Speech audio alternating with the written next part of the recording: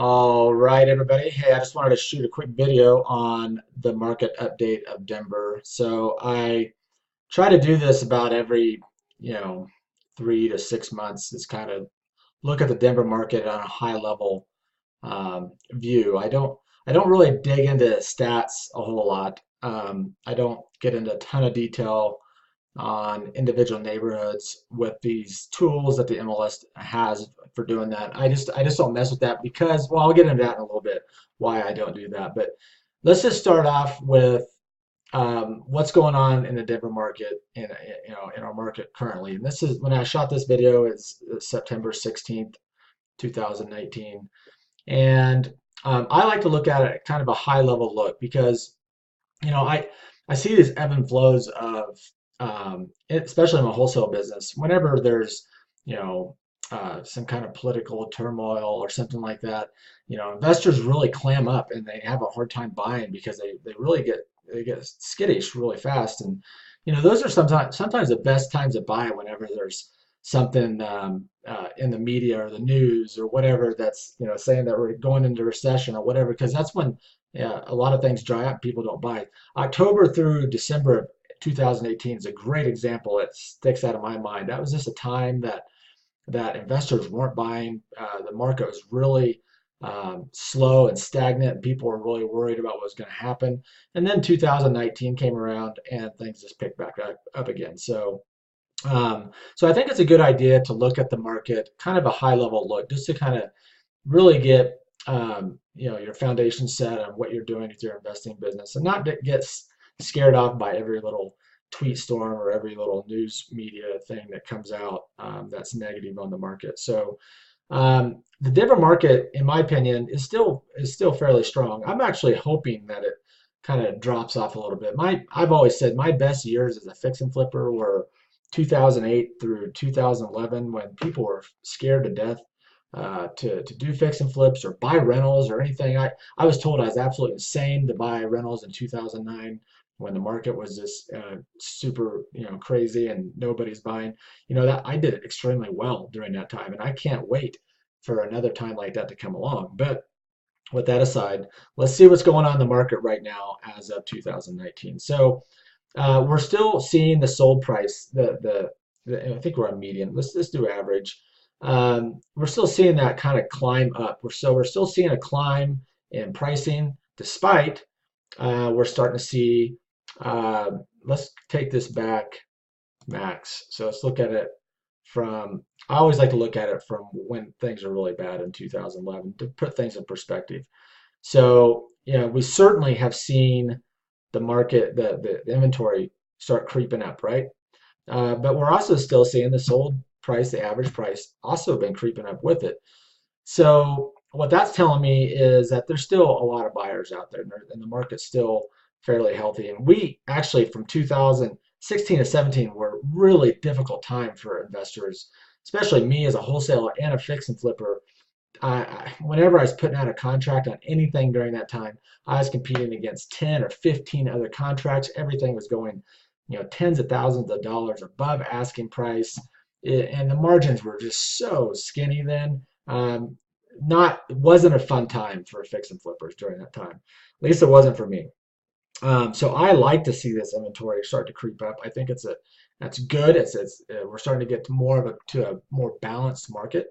So we're starting to see that creep up here. We can see that in monthly supply. That's kind of an indicator of how much supply is on the market and how much people are buying. So yeah, if you look at the monthly supply from 2017 to 19, not much of a difference here, really. I mean, it's creeped up a little bit, so we're almost at a 2 month supply now, which is good. I think a balanced market is 3 months. I have to double check that.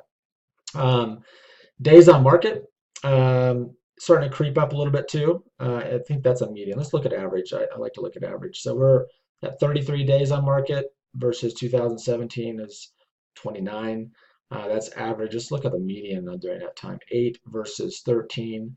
So we're not seeing a huge shift here that sometimes I hear out there in the market. Just because we're starting to see a little bit of upswing. We have to get better than the 2016, 2017. We can't stay in that extremely strong seller's market forever, and nor do we really want to.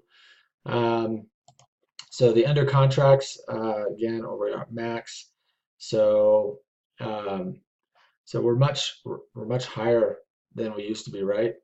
So the entire MLS in 2009 was nearly 3,000 versus 84,000 now. So, we're just in a you know, much stronger market here. So this is kind of just a high level look at this. But the most thing, what I mostly look at is supply, and then like to see, um, what the demand is somewhat in well, we can go to sold listings and see the kind of demand a little bit. And so we can still see there's still a strong supply and demand going on. So with that said, let me kind of show you, I'll post a couple of these things on my website as well. Um, One thing that I hear some investors freak out about is the showing index. And I want to put this in perspective. So yes, in 2017, clearly there were more showings per listing than there is now. And the first glance at that, people might be like, "Oh my gosh, we're not getting the showings that we once were." And so, the market's on a downward slide. Well, hold on a second. Let's take a look at this uh, in a different light. So in 2007, let me get to listings, not 2007, 2017. Um, well, a better way to look at it would be is monthly supply. Our monthly supply was so low, and our listings were so low. So this is our supply right here, right? And so there were less houses on the market during 2016, 2017 than there is now. So there's just as many people looking for houses as there is now, but there's less houses. So of course, there's going to be more showings per house because there was less inventory to see. So each one of those houses was getting more people in there. So this downward slide here on the showing index, I'm not freaking out about it because it's pretty clear to me that it's just because there was a lack of supply during that time. So yeah, we're going to see this slide in the showing index, but that doesn't mean there's less people out there looking. That just means there's less how people per house looking, um, so yeah, that's why I just wanted to kind of point that out that yeah, we are starting to see a little bit of an upward trend in supply, but I welcome that. But I mean, if we put it in perspective, we have a current inventory of 11,000 versus, at the peak of 2011 of 22,000. I'd say we're pretty far off from being in a buyer's market, right?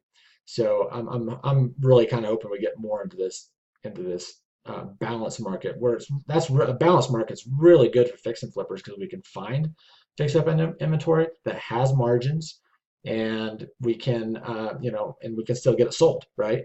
So, but I always said that during this time right here in 2008 to 2011 was one of my best times as a fix and flipper because nobody was really doing it, and the inventory that was on the market was not that fixed up. There wasn't a lot of clean inventory on the market, is what I was trying to say. So whenever I put one of my fix and flips on the market during this time, they just sold really quickly. I never had a problem getting rid of them. And so, anyways, so that's a little bit about kind of a quick overview. And I'll post this other stuff on here. I look at the annual report a little more closely than I do the monthly report, just because the monthly report things can change. Um, it may not be it might not reflect the market real well compared to when you're looking at a higher level view of, comparing year to year. So, but you can see here that we definitely have more listings than we did in 2017. And this is 2018. They don't have 2019 data out yet. And so, but this is good just to take a look to see what's kind of going on. And but we're still seeing this average price go up. We're still seeing this median price go up. So if we're still seeing pricing going up, there's still that demand, right? So um, let me see what else. So here's the monthly indicator. I'll post this as well. So this tracks month to month comparing 2019 to 2018.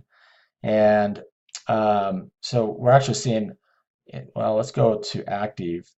So we're seeing definitely more inventory than 2018 and clearly more than 2017. We've covered that. But we're also seeing some more under contracts than 2018 and 2017 of August. So you can look at this each month and compare month to month of each year. I don't weigh it super heavy just because, some months are slow. Like again, going back to the 2018 of October to December, which was just a really flat time. That is, you know, is just kind of a micro um, correction in our real estate market. And we don't really, if you're trying to compare October of 2018, I had to pull a report to take a look, but I bet it would be a lot, show you a different picture on the monthly. But I'll post these on here, but I don't do the monthly um, as much. So now I talked a little bit about, so in this report here, you can go into neighborhoods and you can go into price point. I can look at price points and let me see here. So I can add, subtract different price points and look at different price ranges. I do this all the time. There's really not much of a difference in this. I will say that the high-end market, so if you're playing in that 700 to 800 range above, um, it's a little bit more of a buyer's market in that range right now. So that is interesting. Um, but far as these price ranges go, attached, detached, all that, usually in the Denver market, the lower price range houses, so the 3 to 400,000, are selling a little bit faster than the 5 to 6 to 7.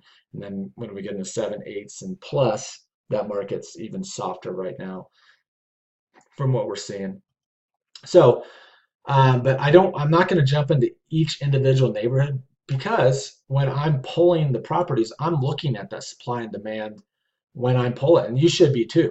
And I'm going to give you a couple of examples of what I mean by that. So when I'm pulling properties and I'm looking at a neighborhood, so this one I'm looking at Winslow Garden area, and this one just kind of stands out because I was dealing with some properties in there not too long ago. And the supply and demand numbers kind of reminded me of the supply and demand numbers of a lot of neighborhoods back in 2008, 2009, 10, and 11, where you have a ton of actives. You see all these actives here. And I narrowed this down just to a certain type of unit over there, just because if I pulled them all, it'd just be too much to look at. But this gives a pretty good indication of what's going on in this neighborhood. So we got a ton of actives.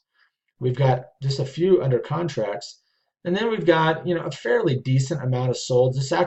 This neighborhood, when I was looking at it, I would say about 4 months ago, it was kind of really scary looking. It had a ton of actives, a few under contracts, and just a few solds.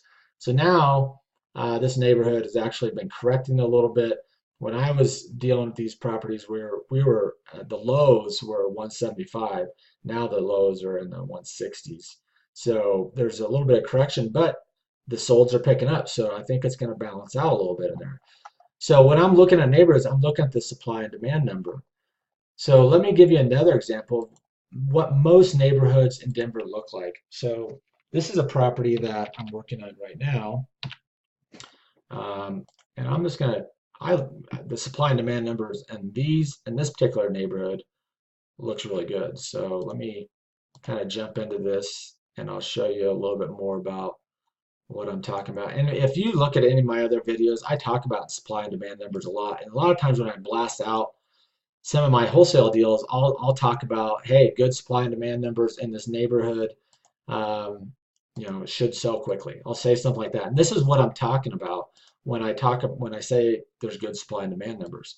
So I'm going to narrow this down because we've got 174 actives under contracts and solds. I'm going to narrow this down to this kind of the size of house that I'm dealing with. So now we're down to 36. And because this is the market that I'm interested in, right? Because I'm trying to flip this house. So this neighborhood I'm going to expand this so you can get a better view of it. You just have what, one, two, three, four, five, six actives. I've actually looked at these actives, and the reason they're not selling is because they're a lot of them are overpriced. This one's not going to sell at that price, and uh, this is not even a fixed up comp, and this is where my ARV is at. So I feel pretty darn comfortable with my ARV at this point because um, my competition in the active market isn't very much. Now we don't have, I like to see usually a lot more under contracts, but again, there's not a lot of under contracts in this particular neighborhood because the supply they have on market is just not very competitive with what's going on in the rest of Denver right now. That these houses aren't fixed up and nobody's buying them. So, and so they don't have a good supply of good housing in this neighborhood. So that's why I don't have a ton of under contracts. I understand why that is. Sometimes if I look at a neighborhood and there's, you know, four or five well-priced fixed up comps in there and there's very little under contract, then I know there might be a supply and demand number there, but I'm not seeing it here.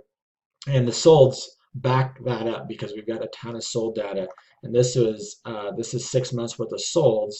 So this is a good example of good supply and demand numbers in this neighborhood. So this is why I don't get into the weeds with the analytic tools of the MLS. That's great for looking at stuff at a higher level, like we're doing here. But you know, um, for diving into individual neighborhoods, it's better to just jump into the neighborhood itself and see what's happening and just look at it. So, anyways, so that's just kind of a quick overview of the Denver market.